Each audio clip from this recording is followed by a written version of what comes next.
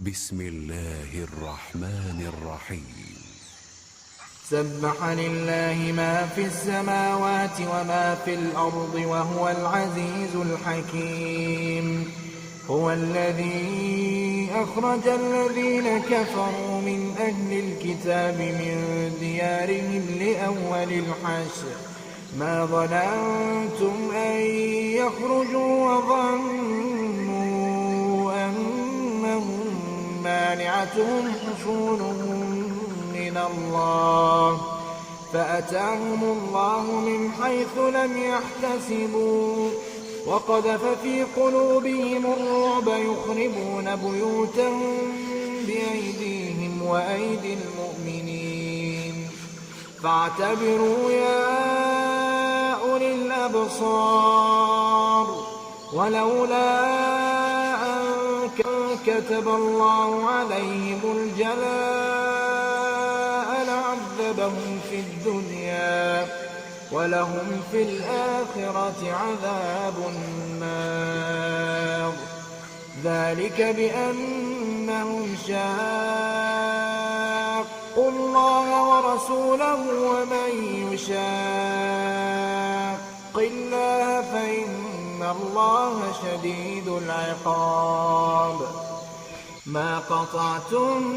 من لينة أو تركتموها قائمة على أصولها فبإذن الله وليخزي الفاسقين. وما أفاء الله على رسوله منهم فما أوجفتم عليه من خيل ولا ركاب ولكن الله يسلط رسله على من يشاء والله على كل شيء قدير. ما أفاء الله على رسوله من أهل القرى فلله وللرسول ولذي القربى واليتامى والمساكين وابن السبيل كي لا يكون دولة بين الأغنياء منكم وما آتاكم الرسول فخذوه وما نهاكم عنه فانتهوا واتقوا الله إن الله شديد العقاب. للفقراء المهاجرين الذين أخرجوا من ديارهم وأموالهم يبتغون فضلا من الله ورضوانا وينصرون الله ورسوله أولئك هم الصادقون. والذين تبوأوا الدار والإيمان من قبلهم يحبون من هاجر إليهم ولا يجدون في صدورهم حاجة مما أوتوا ويؤثرون على أنفسهم ولو كان بهم خصاصة ومن يوق شح نفسه فأولئك هم المفلحون. والذين جاءوا من بعدهم يقولون ربنا اغفر لنا ولإخواننا الذين سبقونا بالإيمان ولا تجعل في قلوبنا غلا للذين آمنوا ربنا إنك رؤوف رحيم. ألم تر إلى الذين نافقوا يقولون لإخوانهم الذين كفروا من أهل الكتاب لئن أخرجتم لنخرجن معكم ولا نطيع فيكم أحدا أبدا وإن قتلتم لننصرنكم والله يشهد إنهم لكاذبون لئن أخرجوا لا يخرجون معهم ولئن قوتلوا لا ينصرونهم ولئن نصروهم ليولن الأدبار ثم لا ينصرون لأنتم أشد رهبة في صدورهم من الله ذلك بأنهم قوم لا يفقهون لا يقاتلونكم جميعا إلا في قرى محصنة أو من وراء جدر بأسهم بينهم شديد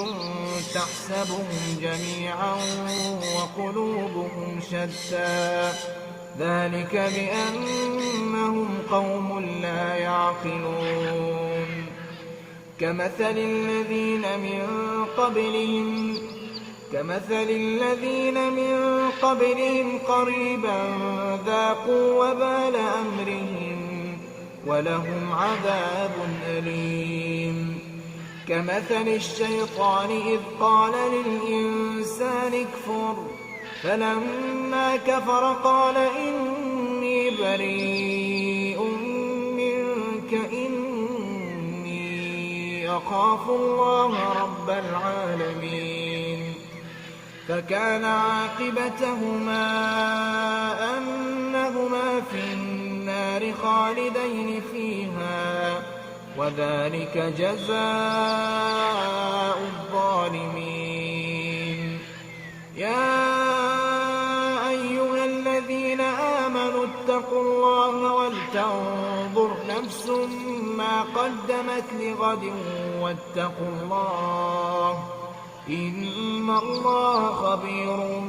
بما تعملون ولا تكونوا كالذين نسوا الله فأنساهم أنفسهم أولئك هم الفاسقون لا يستوي أصحاب النار وأصحاب الجنة أصحاب الجنة هم الفائزون لو أنزلنا هذا القرآن على جبل لرأيته خاشعا متصدعا من خشية الله